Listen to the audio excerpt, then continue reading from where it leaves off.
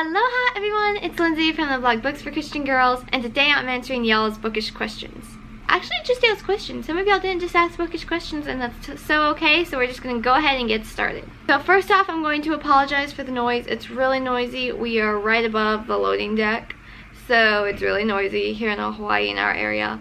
And there's an ice maker down the hall, and it's crazy. My voice is incredibly hoarse because I actually filmed this video last night, and yeah, last night. So honestly, it was pitch black behind me. I didn't like how it turned out, so I'm redoing it, and hopefully I can get it done in half the time because it took me about 2 hours to film last night.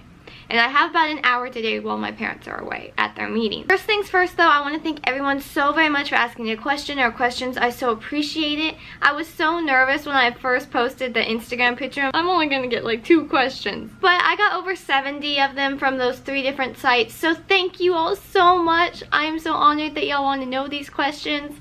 And because there are so many, let's just go ahead and get started.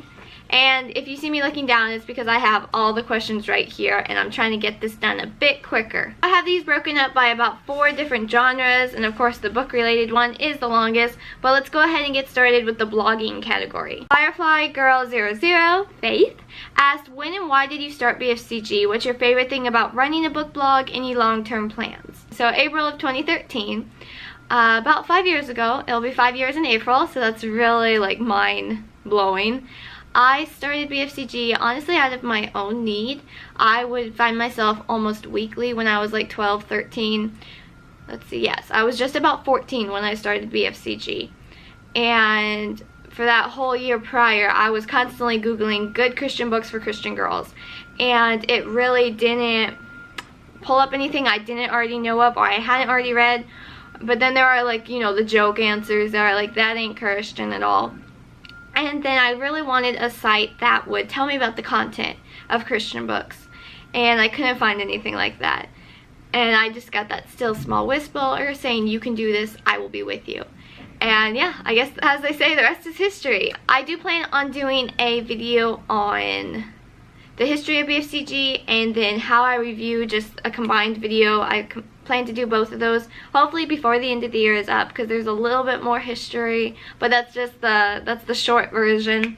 And yes, so thank you for asking this question. My favorite thing about running a book blog though would probably be connecting with y'all and the authors. I think that's really neat. I feel like I've gotten to know so much more of y'all now though, as I've been making these booktube videos. Y'all have seen me and my personality. I'm not just this random person behind a computer page. So I feel like I've gotten to know y'all even more while I make these videos, because y'all comment back and we discuss different things, and I love it so much. And it's kind of the same way with the authors. I feel like I've met these authors because I've talked to them so long on social media, and like I have autographed copies of their books. And then I'm like, wait, I haven't actually met them in person, but I feel like I have. So I definitely love those 2 aspects. But then I also get paid in free books, so that's a pretty awesome positive as well. Oh my goodness, I'm so hoarse, y'all. I'm so sorry. I'm also gonna apologize for the lighting. It's not very good. There we go. Is that a bit better? I think that's a little bit better. Hopefully it's not too bright. I don't know, y'all. I'm filming this with my vlogging camera. I did not bring my microphone for my 7DD, so I'm just trying to film this on my vlogging camera. So I'm really not sure how this is going to work, so please bear with it. I'm so sorry, y'all.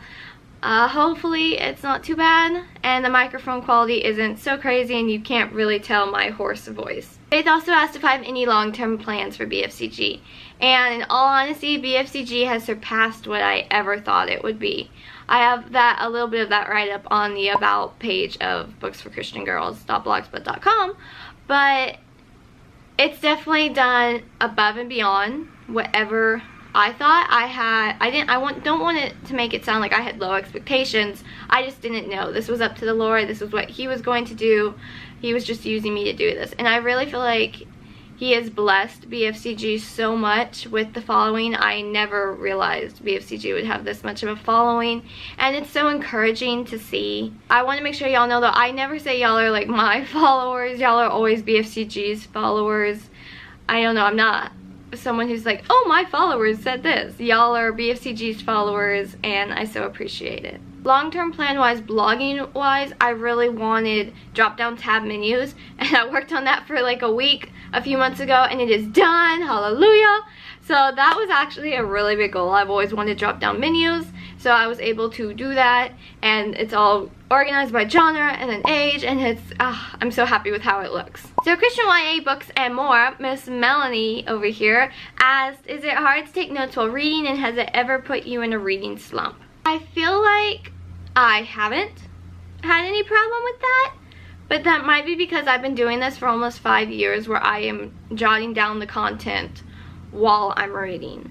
And no, I'm gonna go with it's never really put me in a reading slump. I have to be insanely cautious of those, and I just force myself out of those because of my reviewing schedule. Yeah, I really haven't had a problem with that with fiction books, because I feel like, in my personal opinion, I am still technically in that world. I'm just taking a piece of it and writing it down. Does that make sense?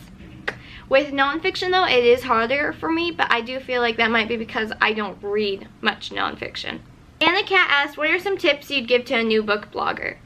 And in my first take of this video, I just rambled on and on. So now I think I know what I want to say. I think I just want to say, stand by your opinion and stand by your beliefs, especially if your opinion on a book is not the majority. I think y'all all know I've given out plenty of 1 stars, unfortunately, and I've been attacked for different reviews. But the thing is, as long as you don't attack the author and you're stating your honest opinion, you have a right to do that. You have an absolute right to do that. Yes, I guess that's kind of my advice for a new book blogger. I hope you enjoy it. It is a learning curve, and it does take a time to gain following. Would be just to comment on other people's blogs who are similar, but don't specifically say, hey, check out my blog. Just comment, discuss what they were discussing, and then after you sign your name, you can leave your blog. And that way, if anyone else or even that person who runs that blog you're commenting on, they can check out your site if they agree with your comment or they're curious about what else you said. You can reference a post you made, but never specifically say like, hey, check out my blog.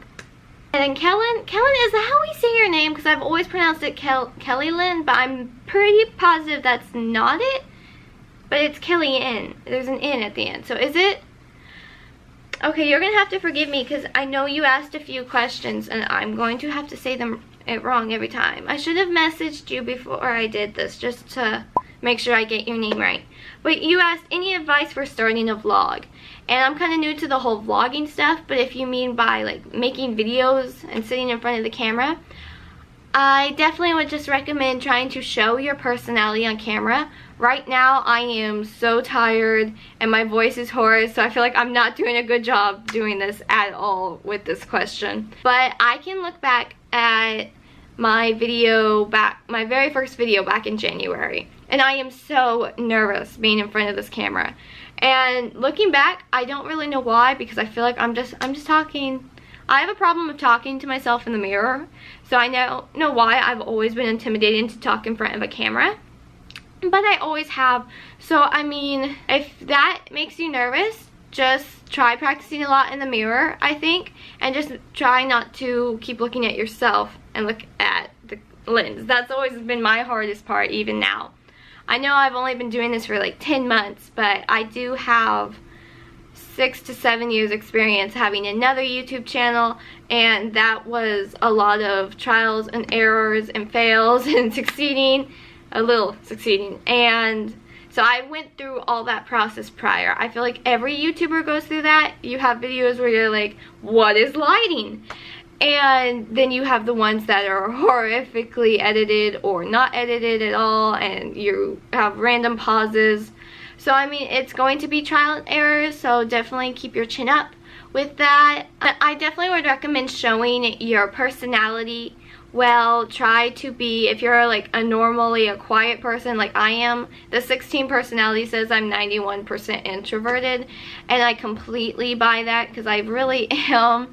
But on camera, I try to be basically myself when I'm with my family. I guess that's the way to say it, because my family, we are sassy to each other, we are silly, we are goofy. I mean, okay, that's basically all the same synonym, but it's just really fun to just try to act like the camera is another family member, and I just try to let y'all see my personality. I actually film the majority of my videos when I have not had that perfect amount of sleep. I do a little less right before the day I have to film. I always get up, get ready, then I start filming. I also normally don't eat breakfast before I film, just because that's also a motivator to not ramble on and on and on and get this video done. Not in the get her done kind of way, but in the, okay, I need to get this done. This is a goal for today. Let's do this. I'm very much a type A personality, so I love my lists and all of that. I think one booktuber said in one of their tip videos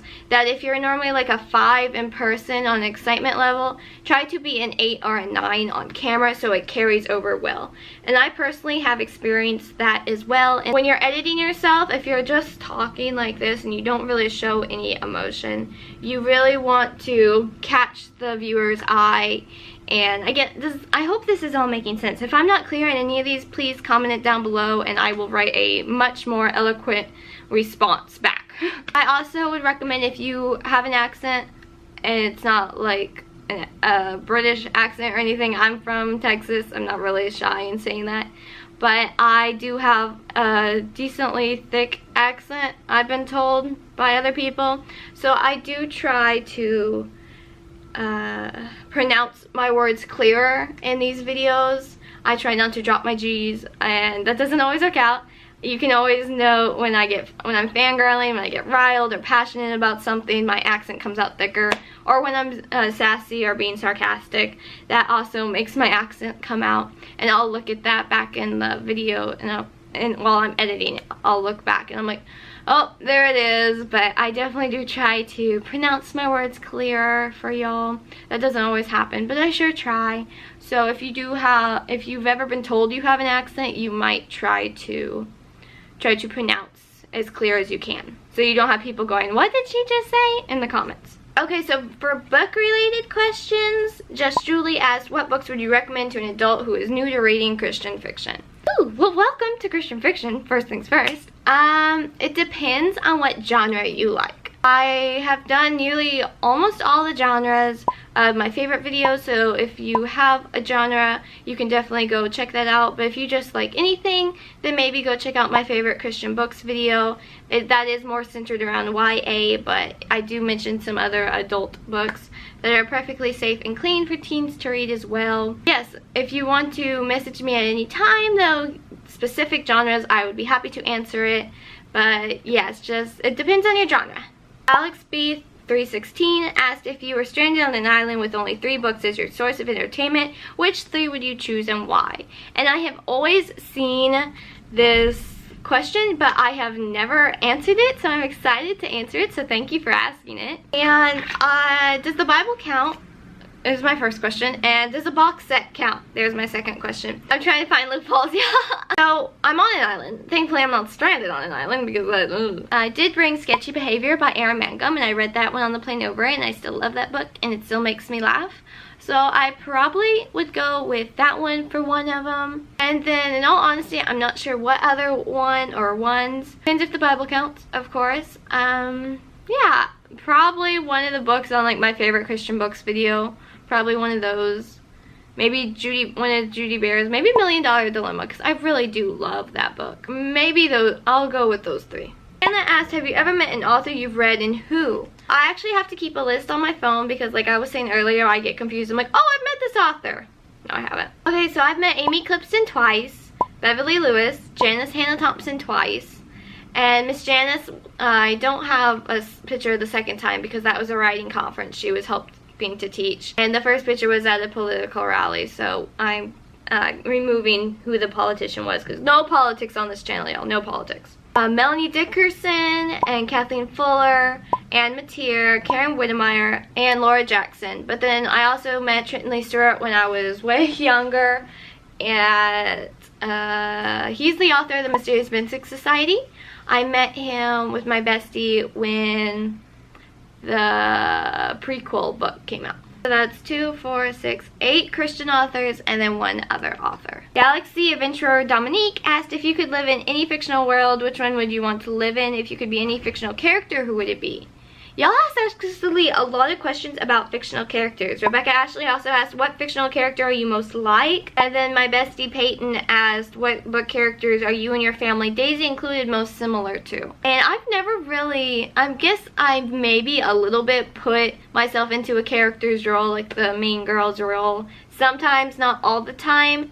And like, you know, you kind of act it out in your head with you as the star. Does anyone else do that? Please tell me another one. Y'all do this too. Yes, I've really never thought of myself, I'm like, oh, okay, we're alike.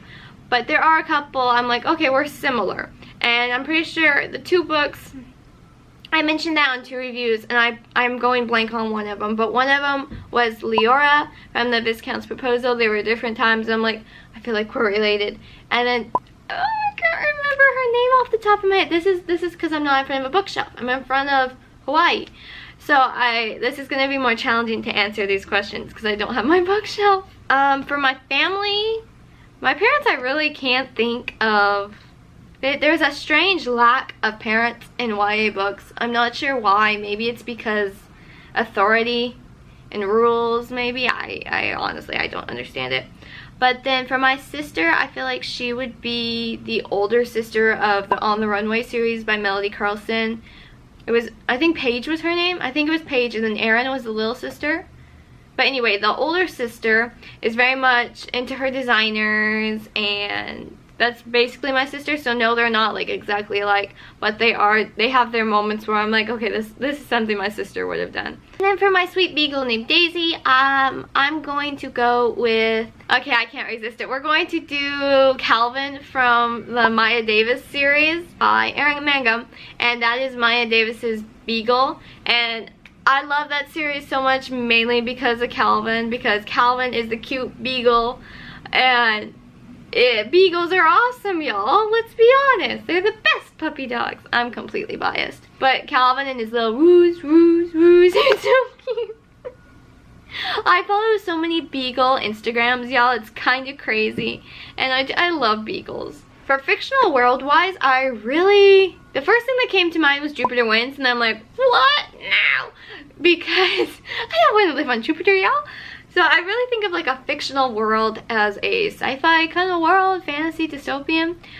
But I guess a contemporary book would count too. So can I cheat and say like Sketchy Behavior or Christy Miller or Roadside Assistance?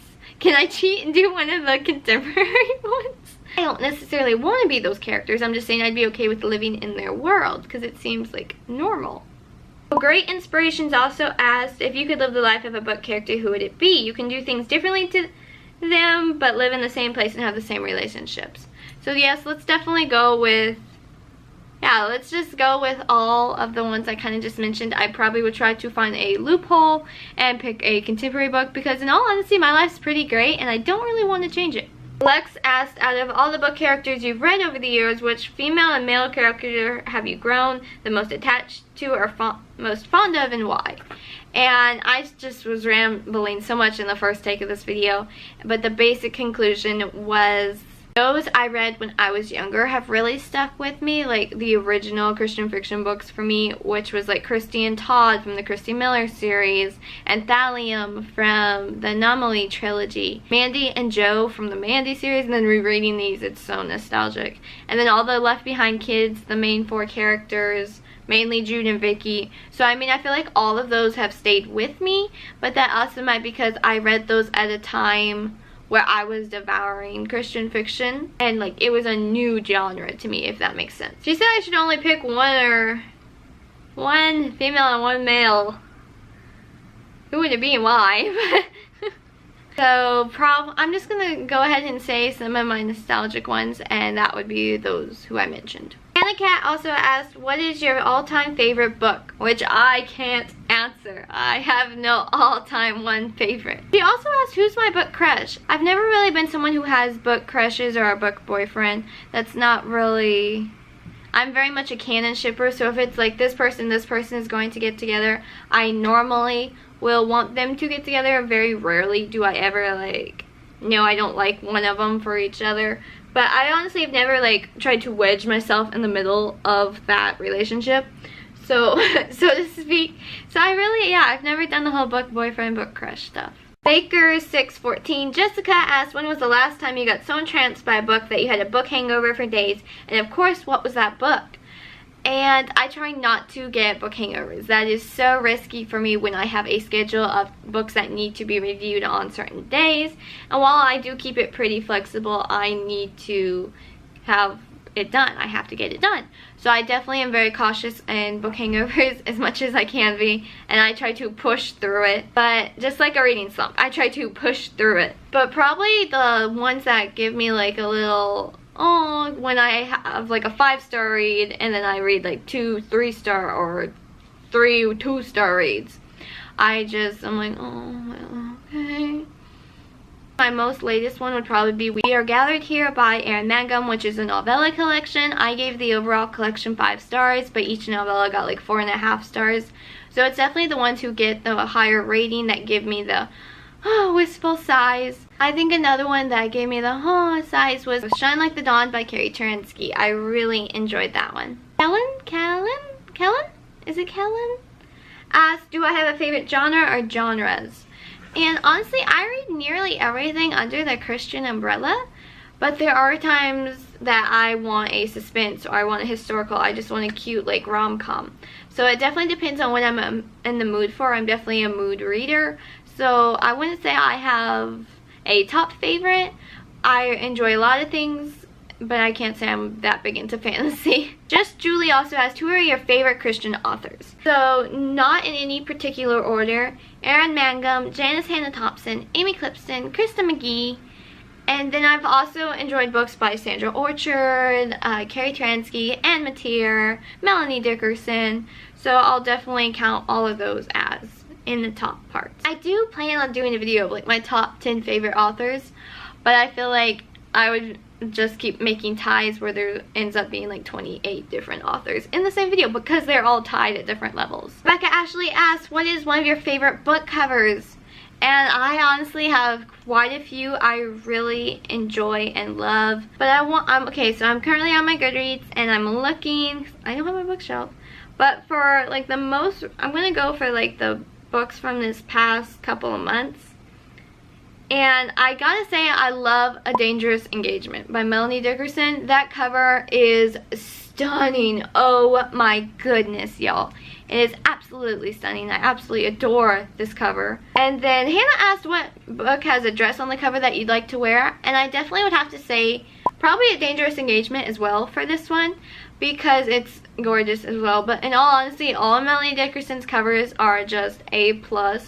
And then the dresses are gorgeous as well. So probably one of either that one on A Dangerous Engagement or one of the other ones, or even ones on the Jen Toronto books. Her books are always fun. Or historical books, that is. And then honestly, for time period wise, I really do like the early 1900s style of clothing, like 1905 to 1912-ish. I really love that style.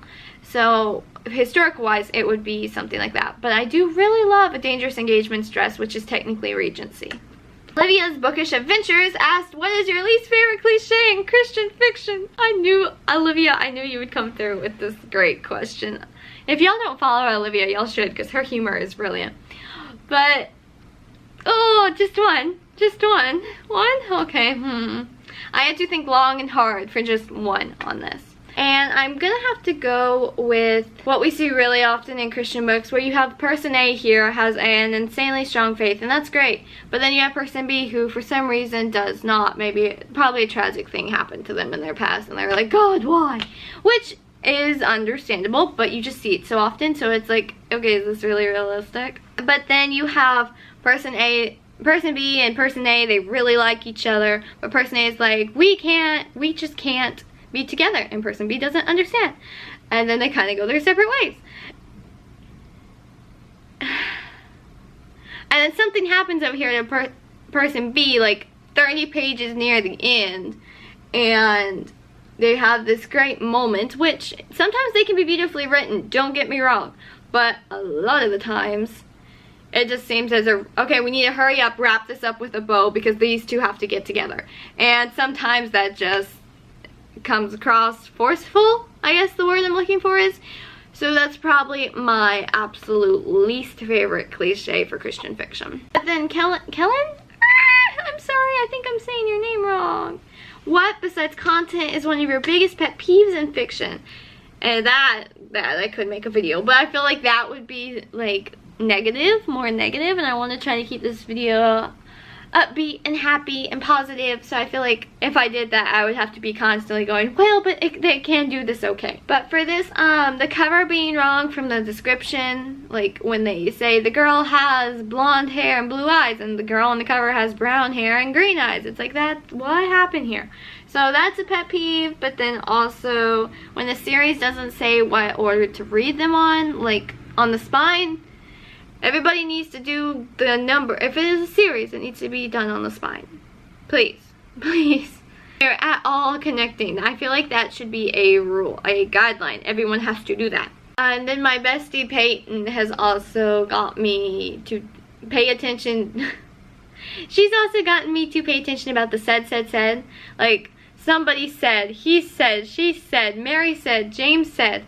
It's always said. And she's gotten me to notice when they use different words, exclaimed, gasped, you know, all of the different ones. So I definitely would say that's now a pet peeve to me, is all the said. Like the Left Behind Kids series does that. It's said, and I'm not gonna be honest, those series aren't, it isn't brilliantly written by any means, but it is an interesting plot. But grammar wise and the style, it's not all that great. So I definitely like it when they kind of mix it up, because I don't feel like anyone just says something. Normally they have some kind of tone or meaning behind their voice, and while it can be overdone, if that's all you do, you can throw in a few sets in there, I think. There's also the released a breath she didn't know she was holding, that kind of thing. I've never had that experience, and I personally haven't met anyone who's had that experience, and I feel like I see that all the time in historical fiction. I don't know what that's like. Yeah, I don't know how this lighting is working, y'all. I'm sorry. Please, I'm gonna ask y'all to bear with it. Hopefully it's not so crazy and my voice isn't so hoarse sounding and y'all can totally make out what I'm saying. That'd be nice. Where was I? Oh, also the biggest one though is Insta attraction.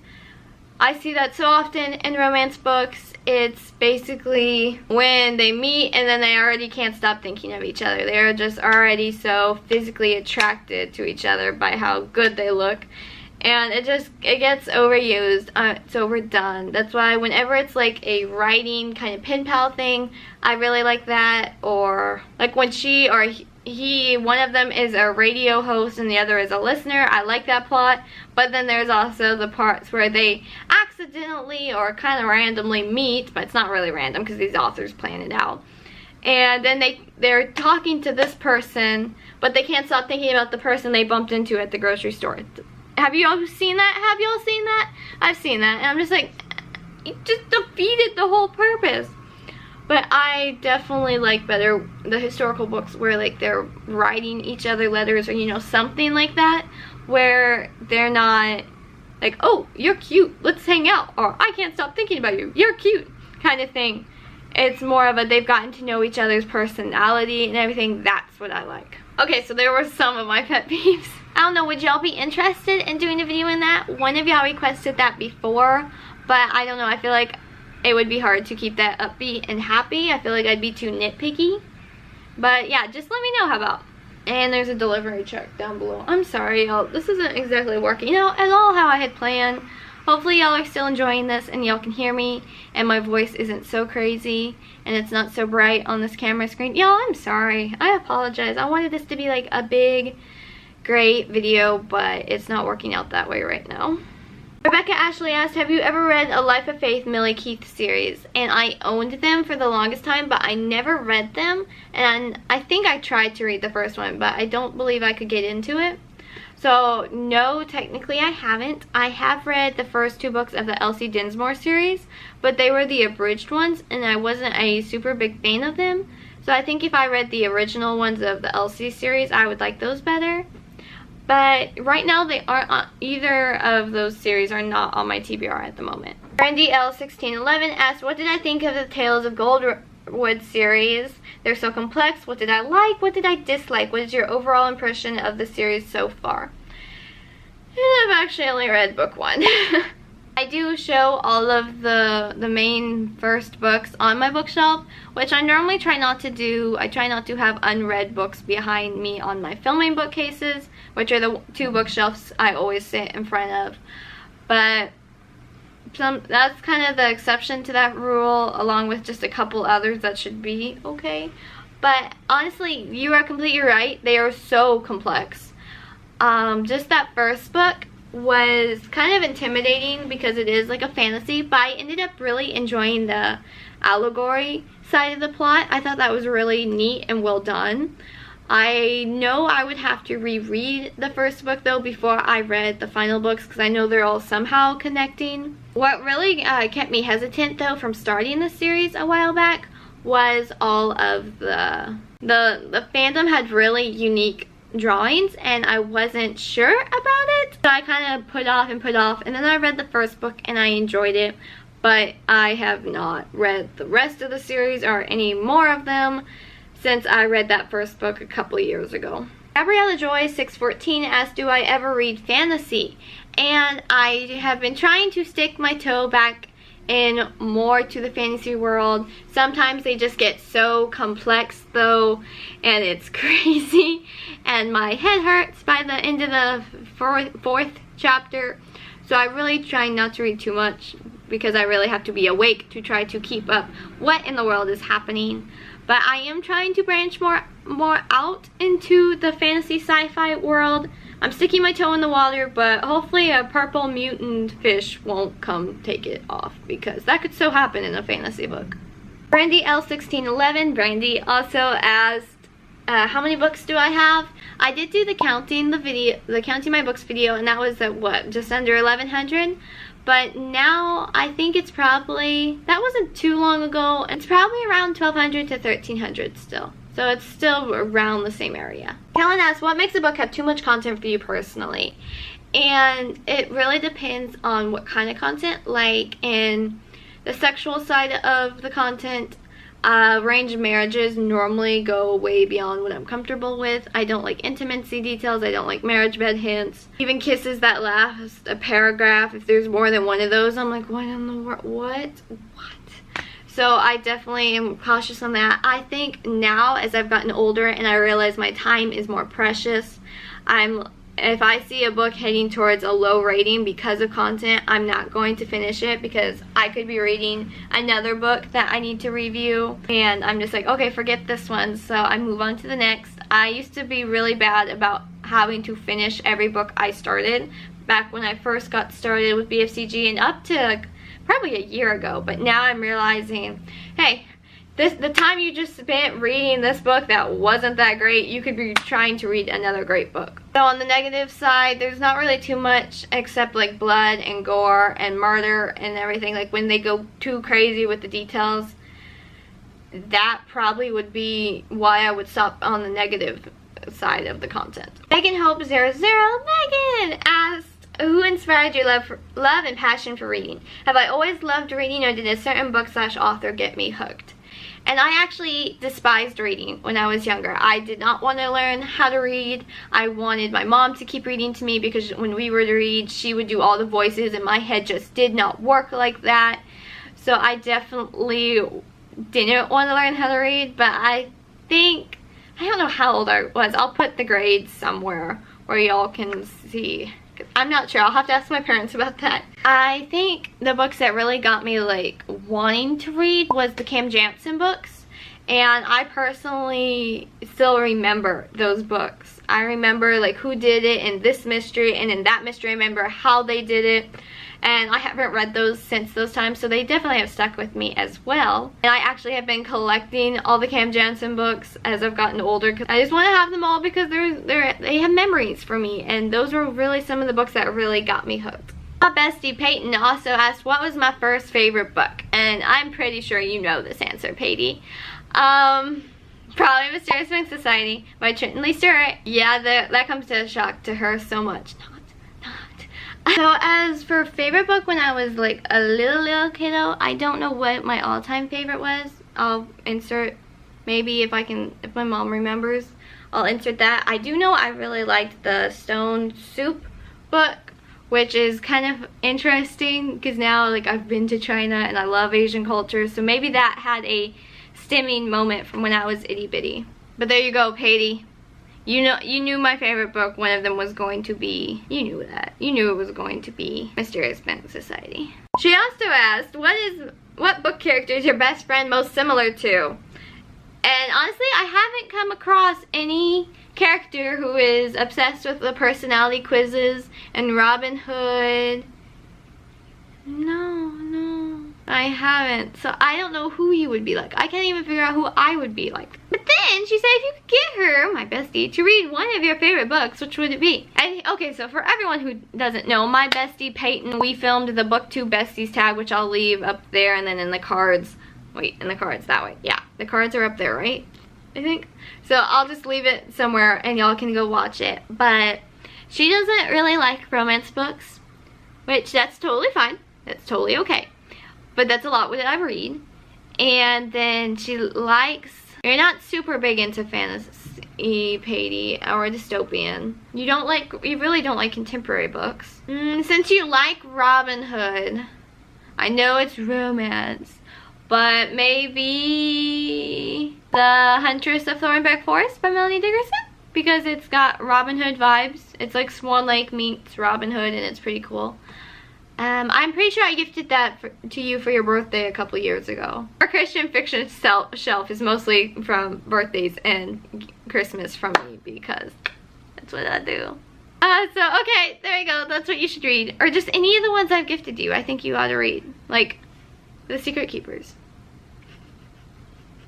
Brandy also asked, do you ever snack while you read? What is your most common book snack? And Eliza also asked, what's your favorite reading snack/drink?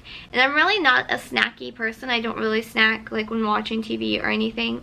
I don't really have a snack, but for like a drink, I really do like a cup of warm tea, especially late at night while I'm reading.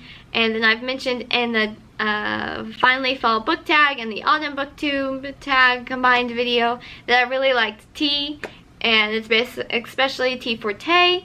So I'll definitely go with probably a hot cup of tea fortes, either wild berry hibiscus or African solstice tea, probably one of those two. Great Inspirations asked, what is the longest/biggest/ has the most pages of a book you own or have read? And if we're not including textbooks, it's probably a collection book, which would maybe be like a Mandy book. It's technically 5 books, but they're almost 600 pages. So it could definitely be one of, maybe one of those, maybe like volume 2. But overall, like just one book, there's probably been a 400-page one, but I don't really know. I'll have to see if I can find out and then insert a picture and then how many pages it was. Peyton also asked, what book did you cry over the most? I hate crying, y'all. You know this, Patty. I despise crying. I don't like how it makes me feel or look. I'm not a pretty crier at all.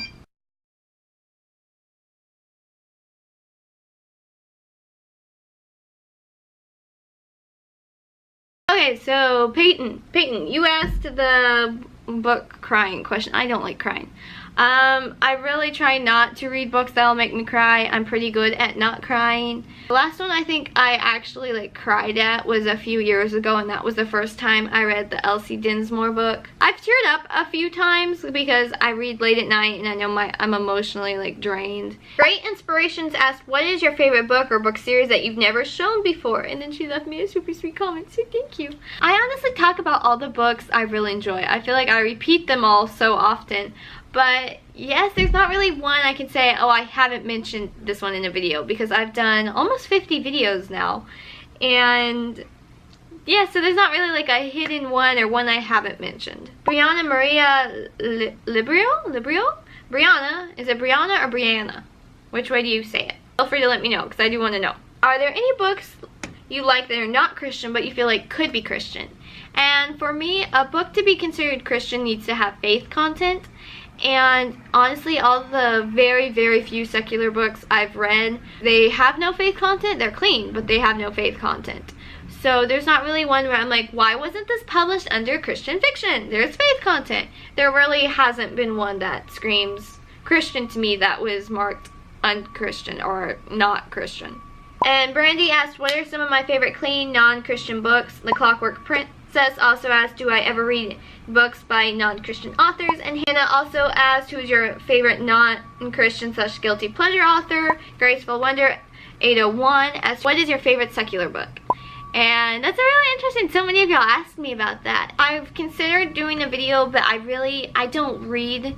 I read very, very little. The Mysterious Meg Society and Trenton Lee Stewart's other book, The Secret Keeper, is of course a classic for me.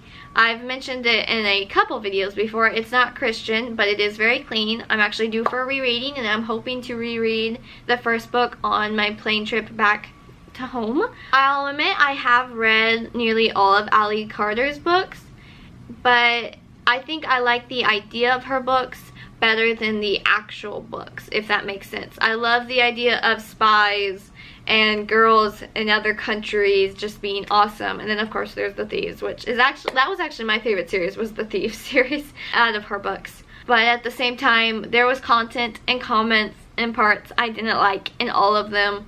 So I can't really like say I fully recommend them. I don't recommend them, but they are just an easy, quick read. So I have read the majority of her books. I also read the Nancy Drew books. I'd like to reread those, but right now I have no time to reread those. I've also enjoyed the Ever After High books, which, it's not really, like, those have magic, and then like there's like, instead of like whatever they say, what the hex, like a hex, like magic. So there is magic, so there are parts like I don't like. Yeah, I don't feel like I can fully recommend any non-Christian books I've read. The very few I've read, besides Trenton Lee Stewart's books, I've really enjoyed The Mysterious Meg Society. His books are just really interesting, and I've always enjoyed the plots. And yes, I guess that's that. Haynes is in Hannah. How do you say your name? I always see it on all the sites, but I don't know. Oh, is it Honey as in Hannah? Is that your username? How do you say it? As in Hannah. Is that? He asked, do I read classics? How often, and do you enjoy them? And then Hannah also asked, have you ever read any classics, and do you think you ever will? So my classic portfolio is really quite pitiful, especially as a former homeschooler. I have never read Narnia, C.S. Lewis, Lord of the Rings. I feel like that y'all just need to take away my homeschooler card from that, because I feel like every homeschooler has. I've also never seen Star Wars. Like, I know that's like not bookish, kind of, basically, but I've never seen Star Wars or Star Trek or anything like that. Classic wise, I actually also never finished the first book of Anne of Green Gables, because the older guy who was the only one who was nice to Anne with an E was fixing to die, and I was not having that. And like now I know from people telling me that, oh, it got better, the lady was nicer to her, and I don't care. I did not like, was it Martha? I did not like how she treated Anne with an E. So I've seen the movies a bunch of times. I've seen like the spin-offs. My lighting is going wonky. So for classic wise, I've read The Secret Princess. No. The Little Princess. I don't even know the names of these, y'all. The Little Princess and The Secret Garden. I've read those two, and I still own those because I enjoyed those. And I also liked like Pippi Longstockings. I liked those. And I actually never read the official Wizard of Oz. I read a spin-off, which, okay, that's actually a secular book as well, the spin-off was. But it was really interesting because he got like a little political, and then he got a little religious in it. So it was a really interesting book. It's been a few years since I've read them, so I can't promise the content at all. Dorothy Return to Oz or something like that. I'll put a picture of it here. Look at that wind. Oh my. You see that palm tree? I enjoyed that one, but I actually have never read the official Wizard to Oz book, so I did buy that one this year, and I do plan to read it. Probably not before the year is up, but I would like to read the original.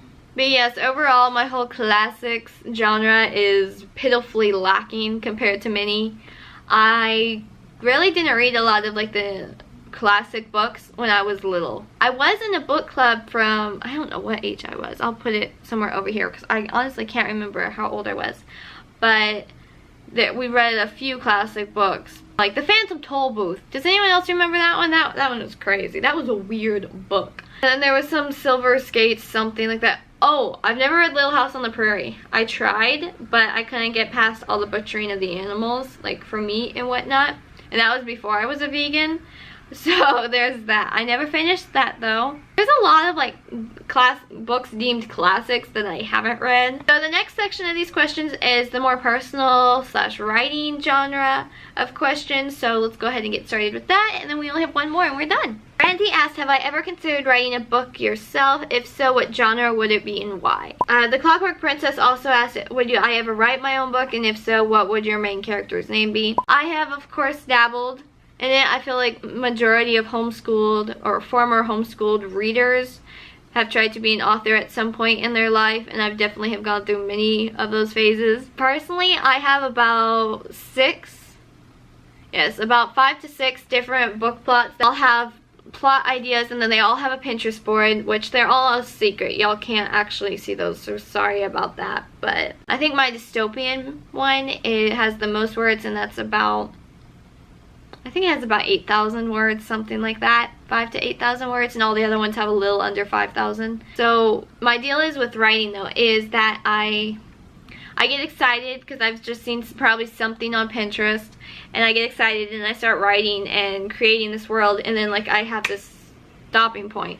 So I go to it, I create a different book, and that's basically what has happened time and time again, and that's how I have so many books with different plots. A majority though of the ones I've written are of course all under young adult, but then you have like a contemporary, it's a normal contemporary, there's a contemporary kind of adventure, kind of not action per se, but just adventure.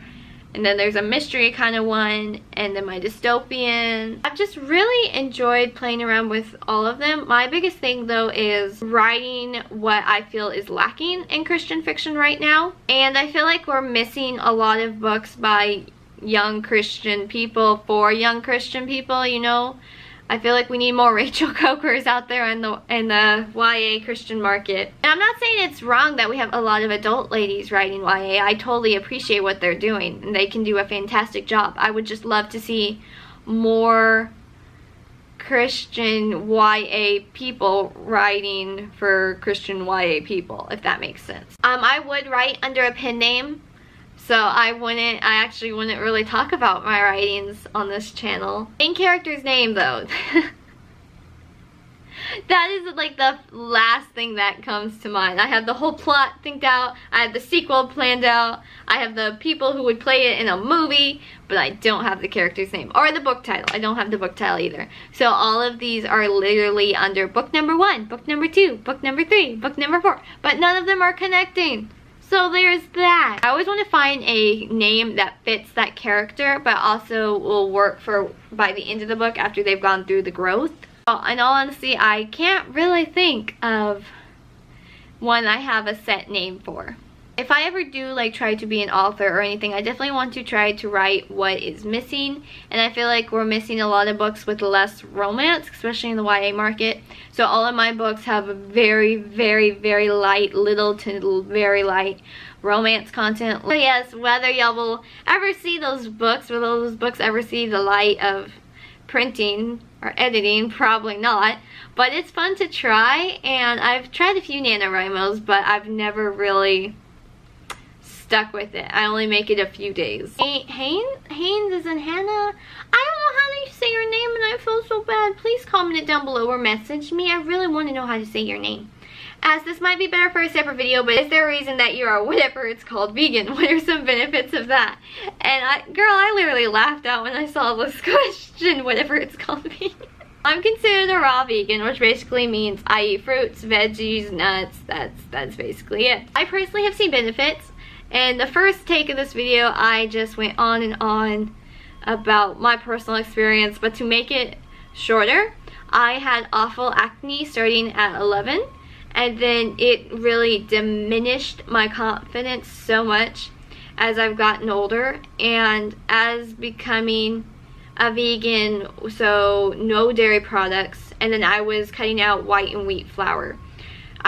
That was in about January of 2016. But basically, I wanted to make my acne better because I would notice that I would get a blemish after I ate ice cream or cheese or a white flour tortilla. I started seeing the pattern, and I didn't really have like a face care routine, so I started one by Young Living that I love and highly recommend. And I guess I could do a video on this if anyone's interested, my experience with acne. Yeah, new blockbuster title, y'all. But I definitely have seen an insane improvement. Basically, from October 2016, this was my before. 6 months later, this was my after. So I feel like I have seen a great improvement. Y'all should be able to see the improvement as well, all the red spots and everything. It's been pretty crazy, this journey. I won't say it's been not bumpy, but I have definitely gotten my confidence back just because of having less blemishes. I will admit in these videos I am wearing just a little bit of foundation, but it's just happy for me that I can walk out and go to the post office and my face isn't covered in blemishes. So it feels like people are looking at me and talking to me at my eye instead of at a blemish. I definitely, for a long story short, I have definitely seen the benefits of eating vegan, especially raw vegan, where I don't eat dairy or white wheat flour, because I have an insanely sensitive face. And just a note for those who are like, I could never do it. I just want to make sure, you know, I'm not pushing this. I know it's not for everyone. I just have personally seen the benefits of it. So I do like sharing about it because I'm like, it could help. And so like when I see younger girls struggle with acne and then they're eating a big bowl of ice cream, I just want to go, wait. Because their confidence is low, and you know, I've been there, done that. So I want to share, but I know it's hard for a lot of girls to give up ice cream and chocolate and whatnot. But I have personally experienced, I never thought. If you told me 2 years ago I wasn't eating ice cream or chocolate at all, I would have said you are crazy. I don't crave it anymore. The more plants I eat, basically, the more fruits and veggies I eat, the more I don't want that. I really don't eat sweet things anymore. I'll have maybe fruit for dessert sometimes. Me and my mom can do that because we don't eat meat, so there's not like a digestion problem. We eat pretty good, so I don't know, I really have enjoyed the whole process. In all reality, it's been a learning curve, and now I know that I stay away from sugar. That's also a big deal. So I'm always very cautious in ingredients, and I feel bad when I go to other places because I'm like, what's in the ingredients? But I have to do that.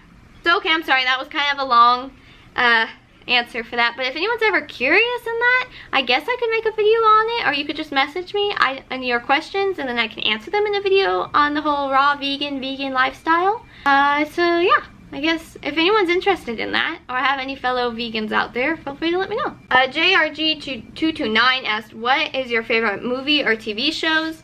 And I kind of talked about a few of my favorites on the Finally Fall book tag and the Autumn booktube tag, and so there's definitely like those. But then just as a bonus, because I'm filming this right before that video is posted, I pre-filmed that one. So I don't know if anyone got the quote I quoted. Jeffrey, I look yak and yellow. So if nobody got that one, or maybe I'll just reveal it, that was from That Darn Cat. That was released in 1965. And it's a really hilarious movie. And I don't know how many of y'all got that. I'll put over here how many of y'all got that. I'm going to be really impressed if y'all did. So I really do like that movie. I also like the two I mentioned in that one, and then The Ugly Dachshund. I also like the 2007 Nancy Drew movie with Emma Roberts. Me and my mom watch that like a few times a year. It's just a really good one. I don't really watch like a lot of TV shows that don't have subtitles. So I mean, I do really like Lovely Love Lie, which is my all-time favorite K-drama. I love that. I've seen that a few times. I really enjoy that drama. I don't really watch too much movies or TV. I mean, I watch the K-dramas, but that's not technically on the TV. That's via an app. Michaela asked, what's your favorite camera that you own? And for those who don't know Michaela, I will link her blog down below. I love her so much. We actually live a couple hours from each other, and we were able to meet, and I was able to do her senior pictures, and that's so cool. I'll insert them all over while I'm talking. So, okay, favorite camera, Michaela. So I do have 3 actual cameras that I can film on, and then I have 4 vintage cameras. I'm currently filming this on my Canon G7X Mark II vlogging camera. I have my 70D, which is what I film the majority of my videos with, and the microphone. And then I have my old Canon Rebel T2i, which is what I do the majority of my Instagram pictures with. But in all honesty, I don't know if I have like a favorite. It depends on what I'm filming or what I'm doing with the camera. Like what's my goal for the outcome. And then for my vintage cameras, I have a Brownie Box number 2 from like 1910.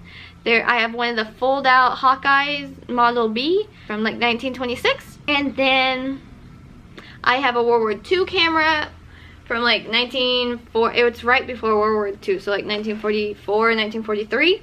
And then there's my Polaroid from like the 90s, so that doesn't technically count, but it's fun. I actually name a lot of my electronics flattering names in other languages. So the camera I'm filming this right now, I've named it Xiao Kai, which is basically little cutie. Hopefully I said that decently well in Mandarin. My 70D, I don't remember its name. I think it was like beautifully gorgeous in Mandarin. And then my vintage cameras have Korean names because I'm a dork like that. Like my laptop is May, which is beautiful in Mandarin. And then my phone, I don't remember what my phone's name is. But yes, I name them fun names and I like it, so. Michaela also asked, what is one place in the world you want to visit? And visiting wise, well, I can cross Hawaii off. For visiting wise, I'm going to go with, I'm just sitting like I'm talking with y'all like at a sleepover, so I hope this is somewhat intimate. This has been fun just talking to y'all. Place I want to visit though, I really think it would be really neat to visit like Indonesia and Thailand and Vietnam and the smaller countries over that way. For actually like living in, I definitely would want to maybe like live in South Korea and China and maybe even Japan. I don't know about Japan. I probably would visit Japan because I haven't learned any of Japanese. It's on my list, but it's not high on my list because I definitely want to work on my Mandarin and Korean better. But yes, definitely over somewhere that way. And I asked her, I think I'll be going on another mission trip anytime in the next year. For those who don't know, I went to China with Show Hope on a student trip in July of 2016, so last year, and it was absolutely incredible. It was a student trip though, not a mission trip. And we basically went to Maria's Big House of Hope, which is a medical care center for orphan children. And oh my goodness, those kiddos, those are some of the cutest kiddos in the world. You cannot convince me otherwise. It was an incredible experience. But Hannah, yes, I would love to go on another trip to love on cute little Asian babies. In all honesty, I just love Asian culture. I have been looking at a couple in South Korea for this next coming up year. I don't know if it will work out. I'm still praying about it and thinking about it. And I guess I'll just let y'all know if something happens. And I'll also ask the tricky question of, what are your thoughts on modesty and what do you do in life to help you stay modestly dressed? Girl, no, not this question. Oh no, Hannah, this question. Okay, so what do I think about modesty? I think I rambled so much in the first take of this video on this question. My thoughts on modesty, it sometimes feels like a catch-22. And then for what do I do in life to help stay modestly dressed? I think it is 100% personal convictions. What do you feel convicted about? I don't personally feel convicted to only wear skirts. I do wear shorts, I wear jeans, but my shorts always have to be mid-thigh or longer. That is what I feel comfortable in. I don't like the attention it brings when I wear shorter, but that's because I'm sensitive to that. I'm cautious about that. I have that conviction. So it's definitely just a conviction thing. It's definitely on what you feel comfortable in with our family. It was a bit more strict, not strict, but I think we were still in the learning curve when I was younger, much younger, like 12, 13, you know those ages. That it was definitely a learning process and seeing how it would all go. Oh, Hannah, I really don't have a long video or answer about this question. I just think it really pulls down to personal convictions and what you feel comfortable with and stuff like that. And then just some rapid fire questions that y'all asked were favorites, so here we go. Favorite restaurant? I really don't have one except Salada. I really love Salada. Favorite color? I really love like this aqua minty blue, that 50s blue that's so popular and on everything, and it just catches my eye. Ice cream or cake, which flavor? And we don't really do either, but I have found a couple vegan cakes that I've really enjoyed. Theme parks or movie theaters? I'd probably go with movie theaters. I haven't been to a theme park since I was like 10 and I didn't like it because of the rides, but maybe, I don't know, maybe I'd be better about that now. Maybe? I don't know. We'll go with movie theaters for now. Chick flicks or dramas, and I'm gonna go with like a funny drama maybe, like a comedy drama, comedy romance, I don't know, something like that. Rain or snow? Rain. Rain. Like, okay, in all honesty, rain is a really touchy topic to the South Texas person and all of South Texas after this hurricane. But nobody knows how to drive in snow in Texas at all. Don't let anyone fool you. We don't really know how to drive in rain either, let's be honest. But definitely not snow, because snow is cold. And no. So I'm gonna go with rain, even though we don't need any rain right now at all. Spring or fall, I'm definitely gonna go with spring, because I can wear those colors. Coffee or tea? Since I've never tasted coffee in my life, we're gonna go with tea. Favorite season? This is from Rebecca Ashley, and I'm going to go with summer. And that's really all we have in Texas, so it works out pretty well. And then she also asked favorite vacation spot. And I really have never gone on a vacation before now, and even this, like, it's more of a business trip for my dad, and my mom was able to go along, and then I'm tagging along. So it's not really so much of a vacation, but we have been exploring, so that's been fun.